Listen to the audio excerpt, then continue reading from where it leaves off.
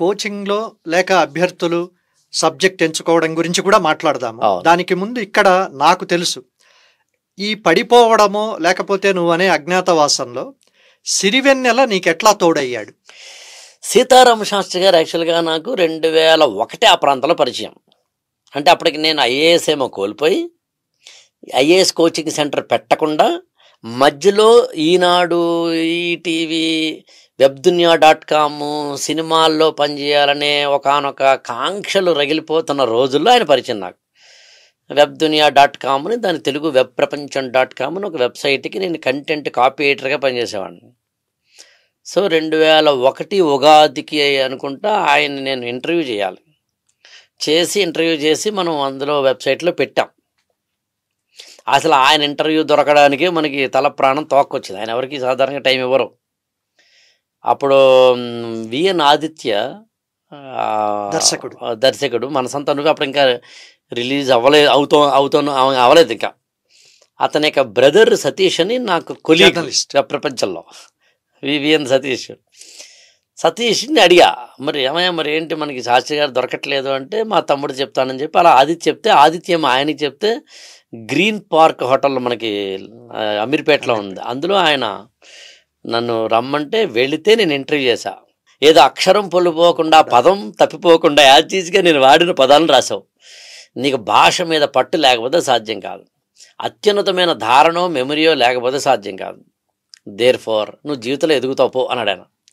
అక్కడి నుంచి మాకు జర్నీ స్టార్ట్ అయ్యి ఆటోమేటిక్గా మనం కింద పడ్డప్పుడు కూడా ఆయన అడగడం, యుద్ధం చెయ్యడం అనేది నువ్వు నీ జీవితం కోసం చేస్తావు, సైనికుడు మన కోసం చేస్తాడు, ప్రాణాలను ఒడ్డి చేస్తాడు, దేశం కోసం చేస్తున్నాడు. అందులో ఆయనకి వ్యక్తిగత లాభాలు ఉంటే ఉండవచ్చు, వేతనాలు, బట్ యుద్ధం మాత్రం ప్రాణాలను ఒడ్డి చేస్తున్నాడు. మరి నువ్వేం చేస్తున్నావు? నీకోసం చేస్తున్నావు. నీ కెరీర్, నీ పేరు ప్రతిష్టలు, నీ ఎడ్యుకేషను, నీ ఫీజులు, నీ పెళ్ళాం పిల్లలు. ఇందులో పెద్ద ఆశ్చర్యపోయేది ఏముంది? దీనికోసం మళ్ళీ చెయ్యాలా మానాలా, ఏమైపోతుంది, చచ్చిపోతానా బతుకుతానా, నా మీద ఏదైనా జరుగుతాయా, ఏదో కాళ్ళు విరిగిపోతాయా, ఏదో ఇవేంటిది అసలు? నీకోసం యుద్ధం చేస్తున్నావు, చేస్తే నీకు లాభం, చేయకపోతే నీకు నష్టం. కాబట్టి కన్ఫ్యూషన్స్ మానేసి పని చేసుకుంటూ పో అన్నారు.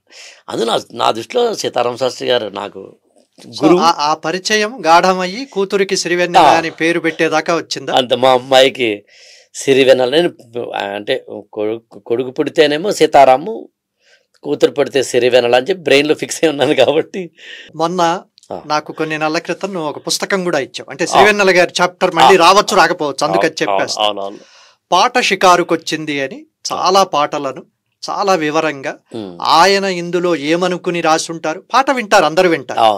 ఆ పాట ఒకలాగా వినిపిస్తుంది, మంచి మ్యూజిక్ ఉంటుంది, లేదు హీరో హీరోయిన్లు డాన్స్ చేస్తే అది కొందరికి నచ్చచ్చు. వాటిలో సాహిత్యము, బిట్వీన్ ది లైన్స్ ఏముందన్నది చాలా బాగా రాశారు. ఆ ప్రయత్నం అసలు ఎందుకు చేయాలనిపించింది? యాక్చువల్గా సీతారామ శాస్త్రి గారు జీవించున్నప్పుడే నేను ఆయనతో చాలా స్పష్టంగా చెప్పిన మాట ఏంటంటే, మీ ఆత్మకథ రాయాలి సార్. 10 ఏళ్ళు 15 ఏళ్ళు పెట్టుకుని నాకు అభ్యంతరం లేదు, బట్ ఫస్ట్ స్టార్ట్, ఎందుకంటే డాక్యుమెంటేషన్ చేయాలి కదా, ఆ తర్వాత కదా మిగతా అంటారు.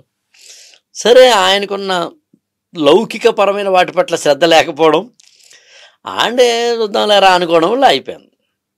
అప్పుడు నేను ఆయన చుట్టూ ఉండే మాలాంటి వాళ్ళం, అరే ఏదో చేద్దామంటే ఎవరైనా ఎప్పుడైనా చెప్తే ఇలాంటివన్నీ ఇన్పుట్స్ని నా బ్రెయిన్లోనూ లేకపోతే డైరీలో రాసుకోవడంతో అలవాటు చేసుకున్నాను. ఐ థింక్ 2014 ఆ ప్రాంతం అయ్యి ఉండొచ్చు, అంటే 10 ఏళ్ల కింద అయ్యి ఉండొచ్చు. ఆయన మరణానికి ఖచ్చితంగా 7-8 ఏళ్ళు దాటే ఉంటుంది. ఈలోగా ఆయనతోటి నేను డే 1 నుంచి జర్నీ చేసినప్పుడు ఒకసారి అంత అందరికీ ఉన్న అనుభవమే. మనం రాత్రి 8కి వెళ్తాం, తెల్లారగడి 3-4 నేను అలా 1-2 వెళ్ళి తర్వాత నమస్కారం పెట్టాను. సార్ నేను రాత్రి పక్షి కాదు, ఉండలేను అని. తర్వాత పాపం ఆయన వీడియో కాల్ చేసి పగలు మాట్లాడేవారు. సో అలాగా ఆయనతోటి వెళ్ళినప్పుడు ఆ ధారా ప్రవాహం మాట్లాడేదాన్ని నేను చక్కగా హాయిగా ఇంటికి వచ్చి నాకు అది ఒక అలవాటు. ఇప్పుడు మనిద్దరం మాట్లాడుతుంది కూడా ఏదో ఇన్పుట్స్ మంచి ఉంటే నేను నీతో మాట్లాడుతూనే ఉంటాను, కానీ నా బ్రెయిన్ ఇంకొక స్క్రీన్ పై నడిపిస్తా, దాన్ని ఏదో ట్యాగ్ పెట్టుకుంటా. నువ్వు ఏదో అన్నావు కదా, ఓకే జాషువా పద్యం నువ్వు చెప్పావు అనుకుందాం, లేకపోతే కనుక శ్రీపాద సుబ్రహ్మణ్య శాస్త్రి గారిది ఏదో కథ చెప్పావు అనుకుందాం, అది సంథింగ్ చెప్పినప్పుడు ఏం చేస్తాను, దానికి ఏదో ట్యాగ్ పెట్టుకుని బ్రెయిన్లో ఫిక్స్ చేసుకుంటా, ఇంటికి వెళ్ళి ఖచ్చితంగా డైరీలో రాసేసుకుంటా. ఇప్పటికి నా దగ్గర నాకు తెలిసి ఇన్ని ఉంటాయి 3 డైరీలు. ఇప్పుడు లేటెస్ట్ ఏంటంటే, ఇప్పుడు నీతో మీటింగ్ అయిపోయిన వెంటనే కారు ఎక్కిన వెంటనే ఆడియో వాయిస్ని రికార్డ్ చేసుకోవడం అనేది లేటెస్ట్, అంతే. ఇంటి దాకా వెళ్ళే లోపు అంతే తప్ప పుస్తకంలో అక్షర రూపంలో ఉండాల్సిందే స్టిల్ ఇప్పటికి.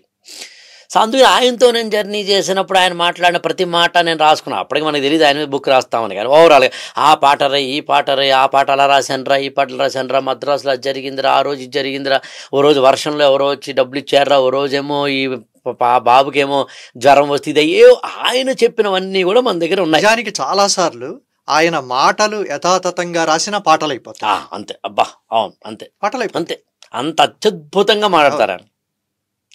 సో ఇవన్నీ కలిసి మన దగ్గర ఉన్నాయి కాబట్టి ఆయనకి అది కూడా చెప్పా, సార్ నా దగ్గర బోల్డంత మెటీరియల్ ఉంది, మీకు ఇస్తే మీరు దాన్ని రాయొచ్చు. సో ఆ ప్రాసెస్లో అయిపోయింది. తర్వాత ఆయన ఉన్నారంటే ఓ పని చేయరా, నువ్వే రాయరా అన్నారు ఆయన. సరే అది కూడా మనకుండే ఇతర వ్యాపకాలతోటి చూద్దాం, అలా అయిపోయింది. ఆయన మరణించిన తర్వాత వాళ్ళ తమ్ముడు శ్రీరామ శాస్త్రి గారు పూర్ణత్వపు పొలిమేరలో బుక్ రాశారు. ఆ తర్వాత 2-3 పుస్తకాలు కూడా వచ్చినాయి. పైడిపాల గారి పుస్తకం అని వచ్చినాయి. ఈ పుస్తకాలు చదువుతున్నప్పుడు నాకు ఒక మిత్రురాలు, ఒక ఆవిడ, ఏమండి ఇంతమంది రాస్తున్నారు కదా ఆ పుస్తకం, మీరు శిష్యుడు అంటారు, కూతురికేమో పేరు పెట్టుకున్నారు, మీ నుంచి మేము ఎక్స్పెక్ట్ చేస్తాం కదా అన్నప్పుడు ఆలోచించా. మిగతా వాళ్ళకంటే నీ మీద బాధ్యత ఎక్కువ ఉంది కదా. నాదేంటి, ఇప్పుడు ఎవరో ఒకరు రాయడం ఇంపార్టెంట్, చక్కగా వాళ్ళు రాశారు, వాళ్ళు రాసిన తర్వాత మళ్ళీ మనం ఏం రాస్తాంలే అని. అప్పుడు నేను అనుకున్నాను, లేదు మనం రాయాల్సిందే అని.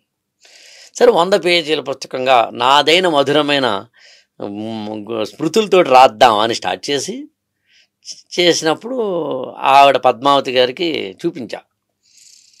ఆవిడ ఏమన్నారంటే, రాఘవ ఇప్పుడు మిగతా వాళ్ళు రాయడం అనేది ఒక ఎత్తు, నువ్వు వేరు, నువ్వు రాస్తే దాని ఎక్స్పెక్టేషన్స్ ఎక్కువ ఉంటాయి.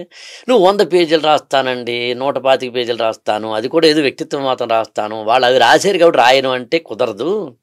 నీ పుస్తకం నీది, నువ్వు ఏదో పైన రాస్తే కాదు, నువ్వు కావడం 1 month 2 months 1 year తీసుకో, కానీ you have to give your own impression, your signature అని అనడంతో ఇది మన బాధ్యతగా పెరిగింది అనమాట. అప్పుడు ఎలాగో మన దగ్గర ఆయుధాల లోపల ఉన్నాయి కదా అని చెప్పి మొత్తం అన్ని బయటకి నేను మొత్తం దాని మీద ఒక రివ్యూ కూడా రాశాను. అవును. అందుకని ఆ పుస్తకం నాకు తెలిసి సీతారామ శాస్త్రి గారికి మాత్రమే తెలిసినవి, లేదా పాలన్న డైరెక్టర్కి మాత్రమే తెలిసినవి. ఇప్పుడు నువ్వు పెళ్లి చేసుకుందాం సినిమాలో నువ్వేమీ చేసావు నేరం అనే పాట రావడం వెనకాల ఎంత కథ ఉందో నేను ఆ బుక్లో రాయగలిగాను. గురువింద ఈ సమాజం పరనింద దాని నైజం, తన కింది నలుపు తత్వం తెలుసుకోదు సహజం. ఆ పాట ఆయనకి రావడానికి వెనకాల దాదాపు 7-8 ఏళ్ల చరిత్ర ఉంది అనేది, ఇలా నాకు మాత్రమే తెలిసినవి, ఆయన మాత్రమే చెప్పినవి డాక్యుమెంట్ చేయగలిగాం కాబట్టి. సో అందుకని పాట షికారుకు వచ్చిందనే బుక్ అలా అనుకోకుండా నాకు కూడా చాలా సంతృప్తి అనిపించింది. నేను ఒక గురువుగా చెప్పడానికి, ఒక బుక్ రాయడానికి, నా జీవితంలో నేను అతి తక్కువ సమయం వెచ్చించి రాసిన బుక్ అది. మామూలుగా శోభన్ బాబు గారి మీద నేను రాసిన బుక్ అయితే 2 ఏళ్ళు తీసుకున్నాను. 2000 మంచి పేరు కూడా 2007లో ఆయన మరణించారు కూడా, 2009లో రిలీజ్ చేశా. అలాగే వైఎస్ రాజశేఖర రెడ్డి గారు 2009 సెప్టెంబర్ 2న మరణించారు. ఆయన నేను అప్పటికే ఆయన మీద ఇతరత్రా మీద రాస్తుంటే, ఆ తర్వాత రాసింది దాదాపు 2011కి ఎప్పుడు రిలీజ్ చేశాను. సో 2 ఏళ్ళు 3 ఏళ్ళు ఒక పుస్తకం మీద కూర్చుని రాజమౌళి బ్యాచ్ నేను. అలాంటిది శాస్త్రి గారు నాకు తెలిసి 1 yearలో రాయగలిగాను.